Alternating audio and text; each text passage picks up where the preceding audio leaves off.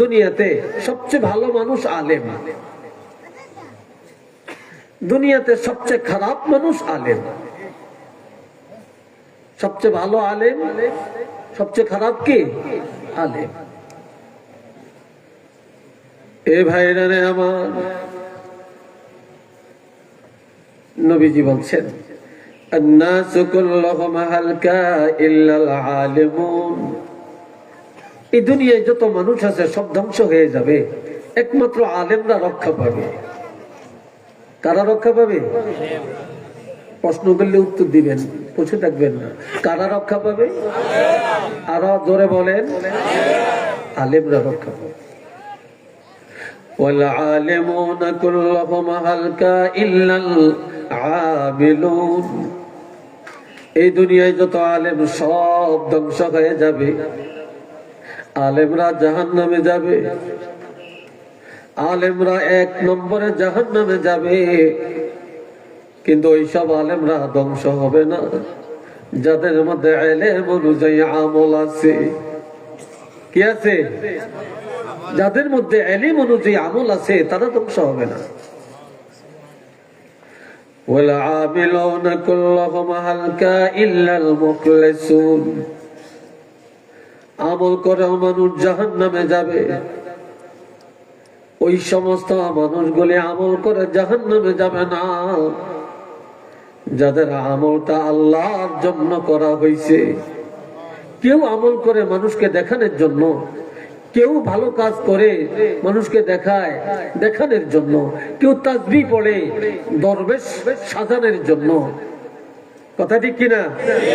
কেউ মসজিদ করে নাম ফুটানোর জন্য, কেউ মাদ্রাসা করে নাম ফুটানোর জন্য, কেউ কেরাত পড়ে অহংকারের জন্য, কেউ ওয়াজ করে বিলাসিতার জন্য, আর কেউ আমল করে আল্লাহকে পাওয়ার জন্য।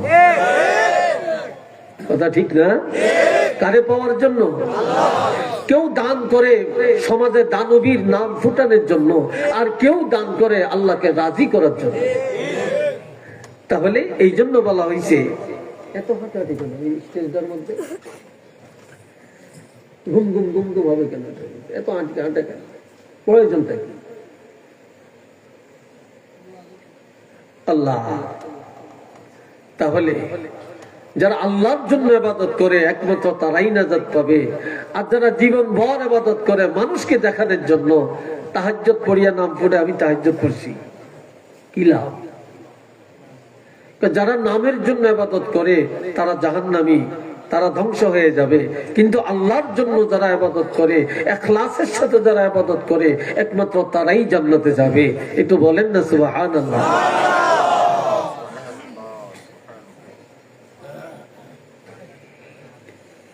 এই ভাইরা রে আমার, এই দুনিয়ায় আলেমদের দাম আল্লাহ এত বাড়ালেন কেন? আলিমদের এত সম্মান কেন? আল্লামা সাহেব কেবলা ফুলতুলি রহমতুল্লাহ আলাইহির নাম মানুষের অন্তরে, মুখে, কালবে সব সময় জারি কেন? সরসিনার আল্লাহ নবীর নাম মানুষের অন্তরে কেন? জৌনপুরের কারামত আলীর নাম মানুষের অন্তরে কেন? আল্লাহ শাহজালাল ইয়ামানির জন্য এত মানুষ, উনি এত স্মরণীয় কেন? 360 আউলিয়া এত স্মরণীয় কেন? ওনারা মরিয় অমর। এই কথা ঠিক না? ওনারা মরিয় অমর, অমর। ইমাম বুখারী দুনিয়াতে নাই, প্রত্যেকটা মানুষের অন্তরে ইমাম বুখারী আছে। কি বলেন, আছে কিনা? ইমাম মুসলিম দুনিয়াতে নাই, প্রত্যেকটা মানুষের অন্তরে আছে। ইমাম আজম, ইমাম আবু হানিফা দুনিয়াতে নাই, কিন্তু প্রত্যেকটা মানুষের অন্তরে ইমাম আবু হানিফা আছে। এই কথা ঠিক না? ইমাম আবু হানিফা আছে। এরা মৃত্যুর বড় অমর, মৃত্যুর বড় তারা অমর। আর এত শান কেন, এত মান কেন? আল্লাহ এই দুনিয়াতে মক্কা শরীফ একটা নাম অনেকে জানতো না, আনকমন একটা নাম ছিল, যে নামটা হলো রহমান। রহমান কারো নাম রাখা হতো না। মক্কাতে সবাই জল্পনা, কাফের, মুশরিক, ইহুদি, নাসারা সবাই জল্পনা করতেছে রহমান কে, এই কোত্থেকে আসলো, এর পরিচয়টা কি? তখনই আল্লাহ পরিচয় দেন। আর রহমান, তিনি হলেন একমাত্র রহমান। আল্লামাল কোরআন, যিনি কোরআন শিক্ষা দিয়েছেন। রহমান তো আল্লাহ, জোরে বলেন রহমান কে? আল্লাহ। তাহলে আমার কোরআন শিক্ষা দিছে নবীকে কে দিছেন? আল্লাহ। তাহলে এই দুনিয়ার যত আলিম, এই আলেমের ওস্তাদ আমাদের নবী, আর আমার নবীর ওস্তাদ আল্লাহ। তাহলে ওস্তাদ যত বড় ছাত্র তত বড়, ওস্তাদ যত দামি ছাত্র তত দামি। এই জন্য সকল মাহের মুহাক্কিক আমলি আলিম যারা, তাদের ওস্তাদ হলেন নবী, আর নবীর ওস্তাদ আল্লাহ। এই জন্য দুনিয়াতে আলেমদের দাম বেশি। এটা মারহাবা কর না, আলহামদুলিল্লাহ বলেন না। তিনি রহমান, যিনি কোরআন শিক্ষা দিয়েছেন। নবী বলছেন বুইসতু মুআল্লিমা, আমি শুধু নবী হইয়া আসি নাই, আমি একজন শিক্ষক হইয়া তোমাদের কাছে আসছি। এই দুনিয়াতে যারা ইলমে দ্বীন শিক্ষা দেন, যারা মক্তবে পড়ান, তারা তো নবীর ওয়ারিস, তারা তো নবীর দায়িত্ব পালন করছেন। এটা নবীর দায়িত্ব পালন করছেন। আর আপনারা ভাবছেন এরা চাকরি করেন, এরা মাসের শেষে 10,000 টাকা বেতন নেন, 20,000 টাকা বেতন নেন, এরা কি খেদমত করে? আরে ভাই, এটা তো বেতন না, এটা বেতন না তো, এটা একটা হাদিয়া, এটা একটা সম্মাননা। হযরত আলী রাদিয়াল্লাহকে এক ব্যক্তি প্রশ্ন করলেন যে হুজুর, কেউ যদি কোরআনের মধ্যে একটা জবর ঠিক করে দেয়, একজনের জেরের জায়গা ওইটার পিছনে তাকায়, আমি কি বলছি খবর নেই, ওয়াজগুলা রেকর্ড করেন। তো জিজ্ঞাসা করলেন, কেউ যদি জবরের জায়গায় জের পড়ে, জেরের জায়গায় জবর পড়ে, এটা ভুল করলো, এই ভুলটা যদি সংশোধন করে দেয়, তাহলে তার বিনিময়টা কি দেওয়া যাইতে পারে? হযরত আলী রাদিয়াল্লাহু বললেন,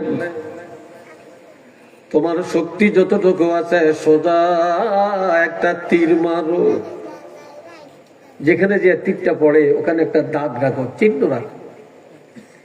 এবার ডান দিকে মারো, যেখানে তীর পড়বে সেখানে একটা চিহ্ন রাখো।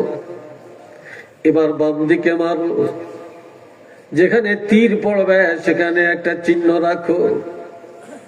এবার পিছনে তীর মারো, যেখানে যে তীরটা পড়বে সেখানে একটা চিহ্ন রাখো। এইবার আকাশের দিকে তীর মারো, যেই বরাবর তীরটা যাবে ওই বরাবর একটা চিহ্ন রাখো। এতটুকু জায়গা যদি তুমি স্বর্ণ দিয়া পুরাইয়া দাও, তারপরে আল্লাহর কোরআনের একটা জবরের হক আদায় করা যাবে না।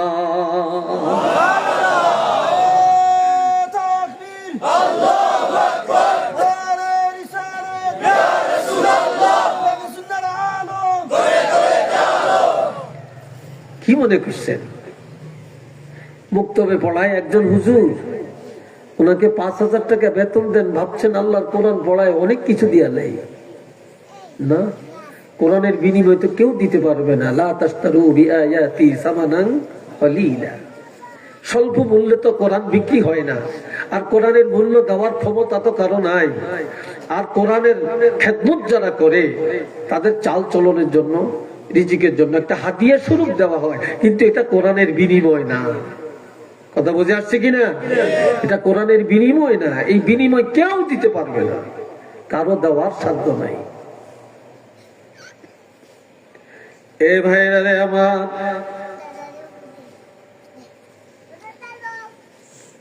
একটু দুরূদ পড়েন, সাল্লাল্লাহু আলা মুহাম্মাদ সাল্লাল্লাহু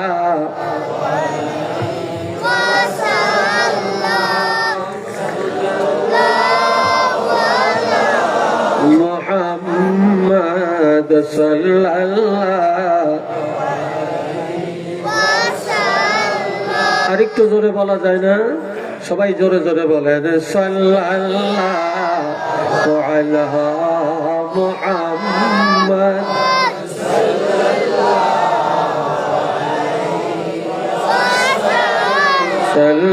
সাল্লাল্লাহু আলা মুহাম্মাদ।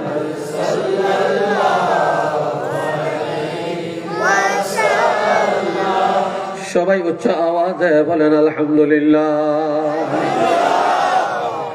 এ ভাইরারে আমার, এলেম শিক্ষা করা এই জালালপুরের 1000 মানুষের মধ্যে 10 জনে করলে হবে?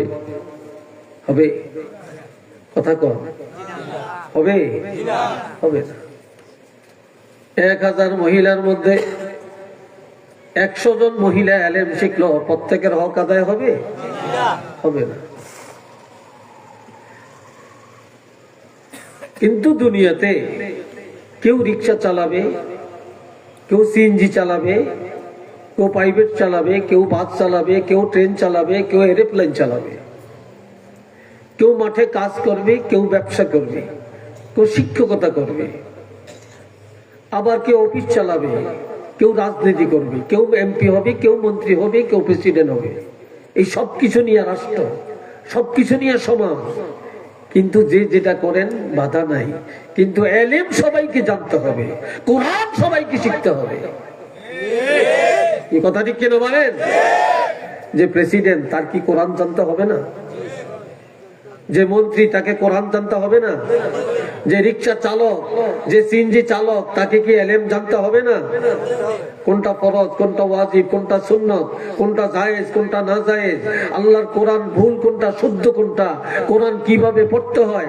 কোরআনের এই যে নামাজ পড়তে হলে কোরআন লাগবে, তাহলে কোরআন তো সহি করে পড়তে হবে। তাহলে প্রত্যেকের জন্যই তো ইলমি দ্বীন শিক্ষা করা ফরজ। অনেকে যদি বলেন যে আমরা জানি না, আমরা আল্লাহর কাছে বলবো যে আল্লাহ আমরা জানি না, আমরা জবাব দিয়ে সেরিয়ে যাই না। সারার কোনো রাস্তা নাই, কোনো রাস্তা নাই। তলবুল ইলমি ফরিদাতুন আলা কুল্লি মুসলিম, ইলম শিক্ষা করা প্রত্যেক নারী, অর্থাৎ নারী পুরুষের জন্য ফরজ। এটা কি? এটা ফরজ। আর এই ফরজের সময়সীমা কতটুকু? বিবাহের জন্য সরকার আইন করছে 18 বছর মেয়েদের, ছেলেদের 21 বছর। এটা সরকারি আইন, এটা আল্লাহর আইন না। এটা মানুষের তৈরি আইন, এটা আল্লাহর আইন নয়। আর আল্লাহর আইনে কেউ যদি হাত দেয়, আল্লাহর কোরআনের আইনে যদি কেউ হাত দেয়, সে কখনো শান্তিতে থাকতে পারে না, সে ইজ্জত নিয়ে ঘরে যাইতেও পারে না। কিন্তু আল্লাহর আইন কি? আল্লাহর আইনটা তো আমরা ফলো করি না। এটার মধ্যে সরকার আইন করছে। এখন আমরা 10 বছর থেকে 18 বছর পর্যন্ত কোরআন শিখবেন, 22 বছর হইলে পারবেন না, 30 বছর হইলে পারবেন না, 80 বছর হইলে ইলম শিখতে পারবেন না, এমন কোন কথা কোথাও আছে নাকি? কথা বলেন, আছে? তাইলে দোলনা থেকে মৃত্যু পর্যন্ত ইলম শিখার সুযোগ আল্লাহ দিয়েছেন। এটা সুবহানাল্লাহ বলেন না? সুযোগ দিয়েছেন। এই ভাইয়েরা, আমাদের ছোট ছোট ছেলেরা যে মোবাইল গুলো পকেটে রাখে, এক একটা মোবাইলের দাম 25,000, 30,000, 40,000, 50,000। কি কথা ঠিক না? 50,000। স্কুলে পড়ে, কলেজে পড়ে, তাদের মোবাইল ছাড়া উপায় নাই। বড় ভাই মোবাইল দেয়, আমেরিকার থেকে পাঠায়, লন্ডন থেকে পাঠায়, বাবা দেয়, দুলাভাই দেয়। কথা ঠিক না? কিন্তু মাদ্রাসায় পড়ায়, স্কুলে যায়, একটা কেজি স্কুলে পড়ায়, 500 টাকা বেতন দেয়, 1000 টাকা বেতন দেয়, গাড়ি ভাড়া দেয়, আবার বোর্ডিং এর খরচ দেয়। আর মাদ্রাসায় ভর্তি করায় 100 টাকা দিতে রাজি হয় না। মাদ্রাসায় ভর্তি করায় মাসে 200 টাকা বেতন দিতে রাজি হয় না। মাদ্রাসায় পড়লে কি আবার টাকা লাগে নাকি? একটু নাউজুবিল্লাহ বলেন। কি আছে না? জোরে বলেন, আছে না? সব ক্ষেত্রে পারি, এখানে আসলে পারি না। এখানে আসলে আমাদের রূপ উল্টিয়ে যায়। অথচ আপনি যদি সঠিকভাবে অর্থ ব্যয় না করেন, আপনি আপনার সন্তান ভালো আলেম হবে, আপনি কোরআন শিখবেন, আপনি ইলম শিখবেন, আপনি আল্লাহ ওয়ালা হবেন, আপনি তো আশাই করতে পারেন না।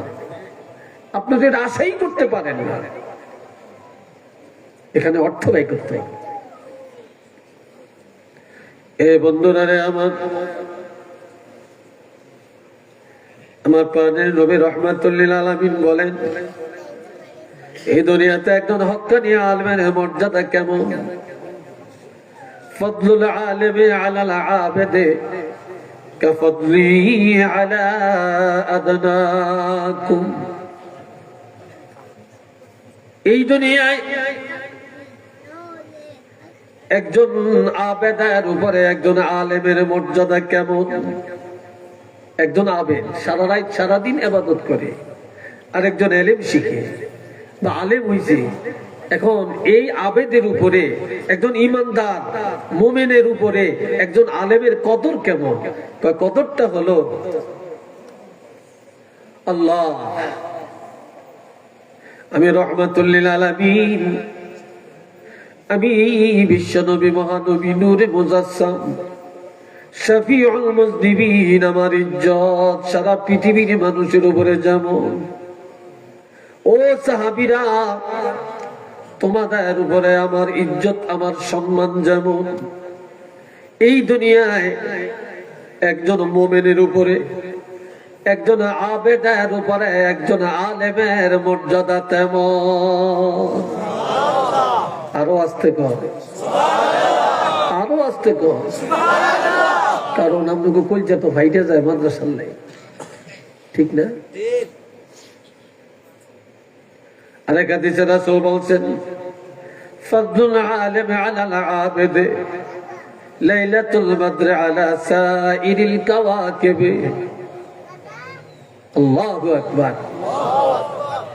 এ ভাইরা রে আমার, পূর্ণিমার রাত তারকাগুলো সব নিবু নিবু দেখা যায়, কেননা পূর্ণিমার রাত্রি পূর্ণিমার চাঁদের আলোর কারণে তারকাগুলোর আলো নিভে যায়। তাই পূর্ণিমার রাত তারকার উপরে পূর্ণিমার চাঁদের মর্যাদা তেমন, যেমন এই পৃথিবীর মধ্যে সমাজের মধ্যে সাধারণ মানুষের উপরে একজন আলেমের ইজ্জত তেমন। আবার রাসূল বলে, আমার আল্লাহ বলছেন, ইন্নামা ইয়াখশাল্লাহা মিন ইবাদিহিল উলামা। এই দুনিয়ায় সবাই আল্লাহকে ভয় করতে জানে, তবে আলেমরা যেভাবে ভয় করতে জানে এইভাবে কেউ আল্লাহকে ভয় করতে জানে না। কিভাবে তওবা করতে হয়, কিভাবে ক্ষমা নিতে হয়, কিভাবে ইজ্জত বাড়াতে হয়, কিভাবে নামাজ পড়তে হয়, কিভাবে কেরাত পড়তে হয়, কিভাবে ইলম শিখতে হয়, কিভাবে সমাজ চালাতে হয়, কিভাবে ইমামতি করতে হয়, কিভাবে আযান দিতে হয়, কিভাবে শিক্ষকতা করতে হয়, শ্বশুরের লগে কি ব্যবহার, বাপের লগে কি ব্যবহার, দাদার লগে কি আচরণ, ওস্তাদের লগে কি আচরণ, পিসাবের লগে কি আচরণ, আলেমরা যেইভাবে জানে এইভাবে আর কেউ জানে না। এই জন্য আল্লাহ বলেন, আমার বান্দাদের মধ্যে একমাত্র শিষ্টাচার হলো উলামায়ে কেরাম। আমি আল্লাহকে ভয় করে একমাত্র উলামায়ে কেরাম।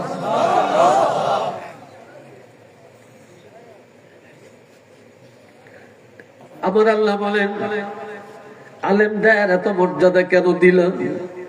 وَإِذَا خَاطَبَهُمُ الْجَاهِلُونَ قَالُوا سَلَامًا। সবাই উচ্চ আওয়াজে বলেন আল্লাহু আকবার।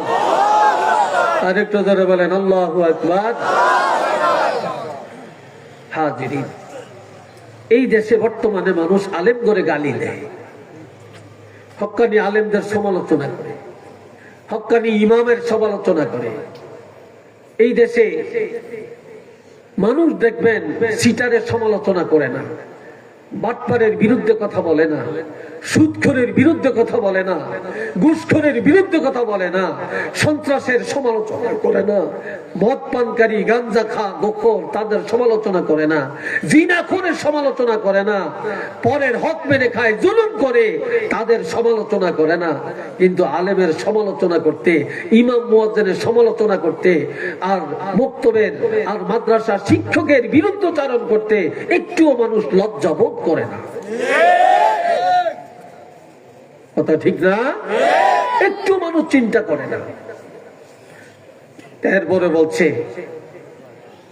জালেমের এত সম্মান কেন দিলেন? ওয়াইজা খাতাবাহুমুল জাহিলুনা ক্বালু সালামা। আলেম ঘরে মানুষে গালি দেয়, আলেমের সমালোচনা করে, আলেমের বিরুদ্ধে স্লোগান দেয়, আলেমরে কোণঠাসা করে, আলেমকে হিংসা করে, আলেমকে সমাজে উঠতে দেয় না, আলেমের কথা শুনতে দেয় না। কিন্তু জানিয়া রাখবা, মানুষ বা জাহেলেরা আলেমকে গালি দেয়, আলেমের সমালোচনা করে, কিন্তু আলেমরা কোনো দিন প্রতি উত্তরে গালি দেয় না, আলেমরা সমালোচনা করে না। বরং যারা আলেমের সাথে দুশমনি করে, যারা আলেমদেরকে গালি দেয়, আলেম যখন এই মুনাজাত দেয়, তখন আলেমরা সকলের জন্য শান্তির দোয়া করে, হেদায়েতের দোয়া করে। এই জন্য আমি আল্লাহ আলেমের সম্মান বাড়াইয়া দিলাম। জোরে কন্যা মারহাবা। আলহামদুলিল্লাহ। আলেমরা সবার জন্য দোয়া করে না? জিন্দা মুর্দা সবার জন্য দোয়া করে না? হেদায়েতের দোয়া করে না? শান্তির দোয়া করে না? বিদেশ যারা যায় তাদের শান্তির দোয়া করে না? তাদের হালাল কামাইয়ের দোয়া করে না? এই দেশে আল্লাহ রহমতের বৃষ্টি দাও, আলেমরা দোয়া করে না? আল্লাহ গজব উঠিয়ে নিয়ে যাও, আলেমরা দোয়া করে না? আলেমরা এলাকার কবর আযাব মাফ করে দাও, এই দোয়া আল্লাহর কাছে করে না? তো আলেমরা তো কারো নাম ধরে হিংসা করে কোনো মুনাজাত দেয় না, কাউকে বাদ দিল, কারোর জন্য দোয়া করলো তা তো না। আলেমরা তো সকলের জন্য দোয়া করলো। এই জন্য আলেমদের দোয়ার মধ্যে হিংসার কোনো লেশ নাই। এই জন্য আমার আল্লাহ আলেমদের ইজ্জতকে বাড়াইয়া দেন।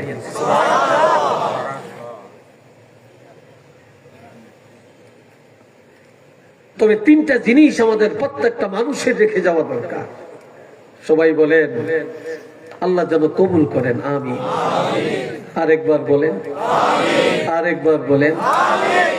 قال رسول الله صلى الله عليه وسلم إذا مات الإنسان انقطع عنه عمله إلا من ثلاثة من صدقة جارية أو علم ينتفع به أو ولد صالح يدعو له رواه مسلم أو كما قال عليه الصلاة والسلام. একটু চিল্লিয়া কর মারহাবা। আর একটু জোরে বলেন আলহামদুলিল্লাহ। আপনারা দাঁড়িয়ে কি করেন? ফটো উঠিয়ে কি করবেন? লাভটা কি হবে বলেন? কি লাভটা হবে বলেন? কি কাজটা হবে বলেন? বসেন, বসে কথা শুনে। মদিনায় হজ করতে যায়, অনেকে মোবাইল নিয়ে এরকম করে রাসূলের রওজার কাছে যে ফটো উঠায়, কত সেটা কত বেয়াদবি। আপনি সেখানে কিসের হজ করতে গেছেন? আপনি কি ফটো উঠাইতে গেছেন? মক্কাতে গেলেন, আপনি তওয়াফ করতেছেন, বাইতুল্লাহ শরীফ মোবাইল দিয়ে বাইতুল্লাহ উঠায়, আপনি কি করবেন? সেখানে তো আপনাকে এটার জন্য, এই জন্য হজ করতে গেছেন, আর এই জন্য মদিনায় গেছেন। এই জন্যই আজ খোদা খাহি মে তু কে আদব, আজ খোদা খাহি মে তু কে আদব, বেআদবে মাহরুম গশত আজ ফজল রব। দুনিয়া সব আল্লাহর রহমত পায়, পাপীরা আল্লাহর রহমত পায়, গুনাহগাররা আল্লাহর রহমত পায়, ক্ষমা পায়, কিন্তু বেয়াদবরা পায় না। বেয়াদব আল্লাহর রহমত থেকে বঞ্চিত। আদবে আউলিয়া, বেয়াদবে দাউলিয়া। এই জন্য আদব সবচেয়ে বড় জিনিস। এ ভাইরা রে আমার নবীজি বলেন, মানুষ যখন মরে যায় সব আমল বন্ধ হয়ে যায়, কিচ্ছু থাকে না। মৃত্যুর পরে নামাজ নাই, রোজা নাই, হজ নাই, যাকাত নাই, শরীয়তের কোন হুকুম তার উপরে নাই। কি ভাই আছে নাকি? চিল্লিয়ে বলেন আছে? নাই। কিন্তু নবীজি বলছেন সব আমল বন্ধ। তিনটা আমল মৃত্যুর পরে বন্ধ হয় না। কয়টা আমল রে ভাই? এই মাইকের আওয়াজটা একটু মোটা লাগে, ভালো লাগে, আর একটু সার্ভিসটা আর একটু ইয়ে করে দেন।